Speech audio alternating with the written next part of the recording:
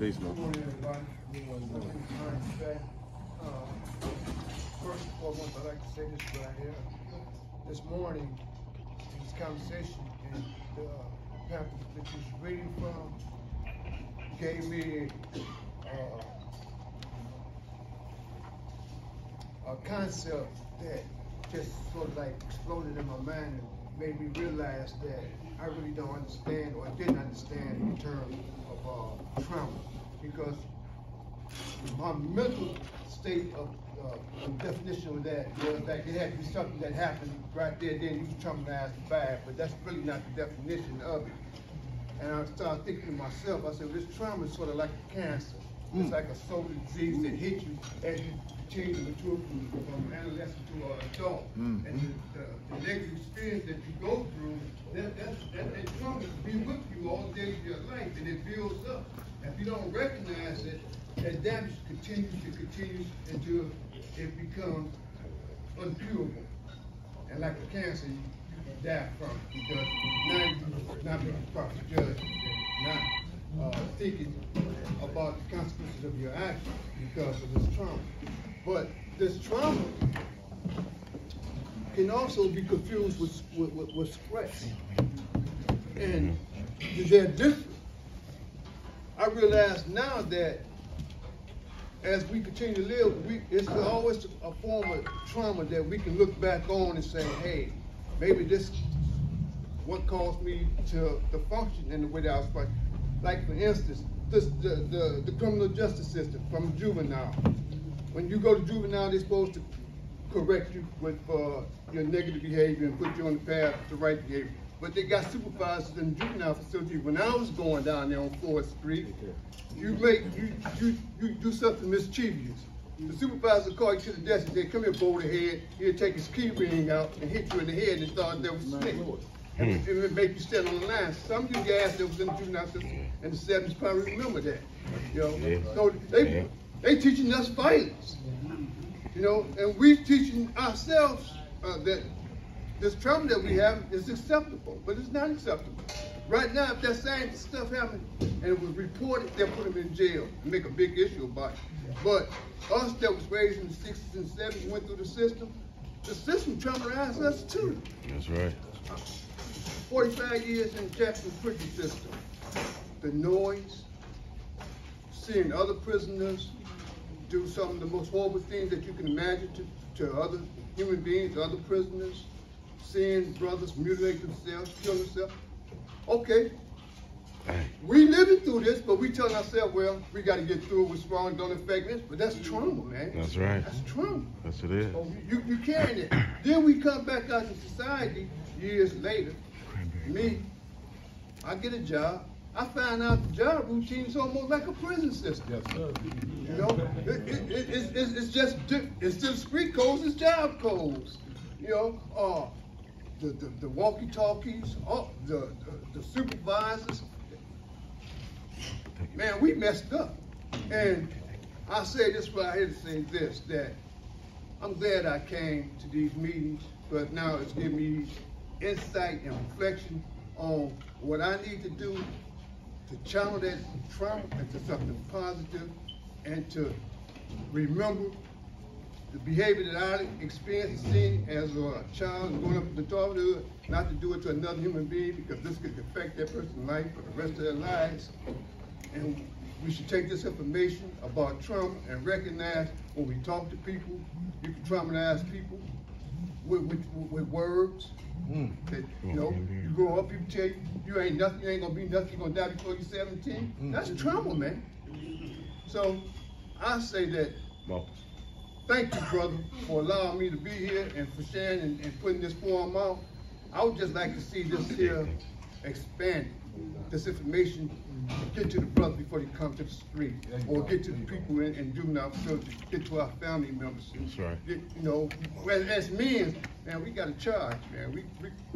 We got to put that work in to remind people wherever we see it at. Let me twist this around. I wrote a book while I was in prison called Right, the Science of self-parenting. Meaning no matter where we at, as men, we got to parent those environments. We got to take responsibility. We can't see wrong and not correct it. Like the quote Martin said, evil only exists because good men fail to act. So with that, I just want to remind everybody, man, we've been traumatized, and we should continue to come to these forums and get these brothers' ideas to, like the brother said, write it down, then we can make a pamphlet or something to help somebody else. That's right. I thank you. Thank you, brother.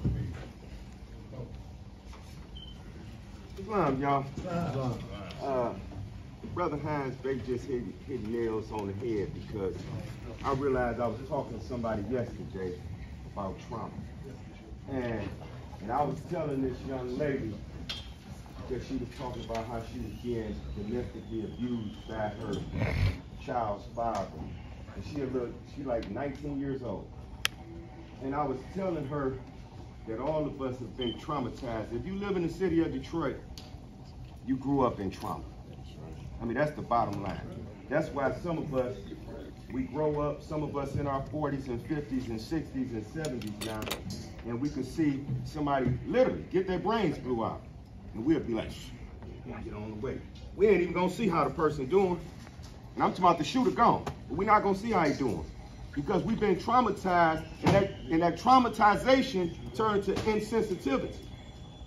So now people say we insensitive to stuff. No, we traumatized. It's not that I'm so insensitive, it's I'm traumatized. So now, when we see one another, this is why in our teachings, the prophet, in our teachings, in the Holy Covenant of the Asiatic Nation say, when you separate the world, remember the relation that binds you to love and unity. So we must remember what we've been through. Right. We must remember this. That's why the brother put this together, so we can remember one another. Because all of us been through these trials and tribulations.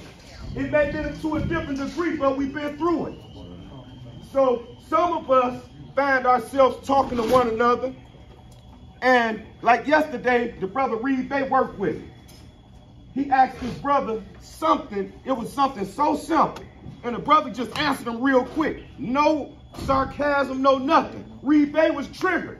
He said, brother, you ain't got to talk to me like that. I said, calm down, brother. That brother ain't said nothing to you. He just answered your question almost before you asked it. But he was traumatized, and you can't take that away from HinesBey. He was traumatized. Why?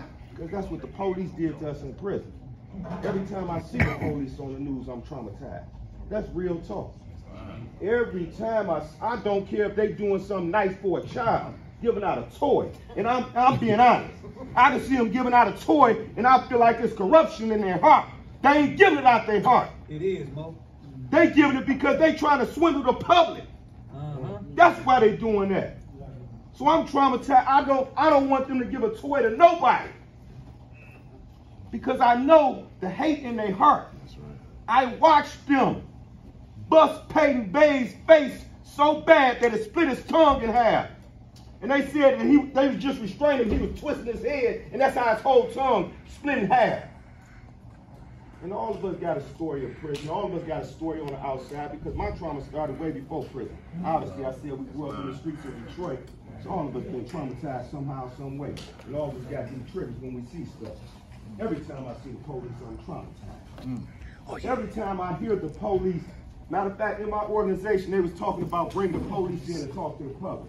They said, no, first they said we should go to the police place to a meeting with them. I said, no, why don't they come on our grounds? We've been on their grounds too long, that's why we keep dying. Come to our grounds. Take that gun off. Y'all remember Hart Plaza? See them down there. Yeah, I ain't got to say nothing further beyond that. But, you know, wasn't no guns on waist then. You know, even with the gun on the waist, it don't scare me, but nonetheless, what I'm saying is that we're traumatized just by seeing some of this, because we understand corruption. Especially for those of us that grew up in the Morrison Temple of America, we understand corruption to a degree that society will never understand. Because we was taught by a certain teacher that nobody else understands right now. He talked about people won't even know who he is, even 50 years after he's gone, people won't know. And they don't know. We try to teach them truth. We try to teach them truth. but it's not meant for everybody to understand. That's why the gifts of understanding are the treasures of Allah, and he appointed to everyone his portion in what measure seemeth good unto himself. Some people not going to have the understanding that we're going to have. And we have to understand that. With that, I'm going to say peace, y'all. I just want y'all to understand, man, that we all going to be triggered by something. But I learned to manage my triggers. That's right. I learned, listen, like they be talking about them lemon squeeze triggers on them guns. Sometimes if you don't take that lemon squeeze trigger off that gun, it won't pull so easy. You switch them on. So that's what I had to do. I had to take that lemon squeeze trigger off the gun, off my mind.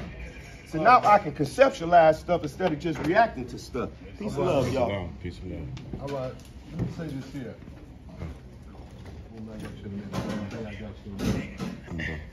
Mo, Rigazil, you gotta cut that down, Mo. You gotta go over there so it ain't disturbing what we doing. As we hearing about these traumas that are actually unfolding in childhood and other things, believe it or not. But we know it, but we just didn't probably understand something about parents traumatized. And as a result of them being traumatized, even while we were in the home, it transferred to our behavior, even in the streets. So all that we talk about generational stuff that is actually taking place with us, you know. And we already speaking about some of the triggers that can further cause us to go deeper into the rabbit hole. So it's just coming from a number of different angles. People explain to you about that. And let me tell you this Mo here, like he said, he's still dealing with trauma. He's still dealing with trauma. Let me tell you this. Trauma got energy attached to it. I'm gonna tell you that much. Trauma got energy attached to it, you know. And sometimes even us explaining them stories tend to bring up some of that energy. And then some of that energy is loose. You be like, oh, hey, body temperature heat. Absolutely. I'm saying we be going back. So we remember that. FuquaBey, go ahead, Mo, go. Islam, brother DK FuquaBey. Hearing these stories from these brothers is a beautiful thing. Being here is an honor. You know, a lot of times we suppress this trauma in our lives, thinking that we can deal with it on our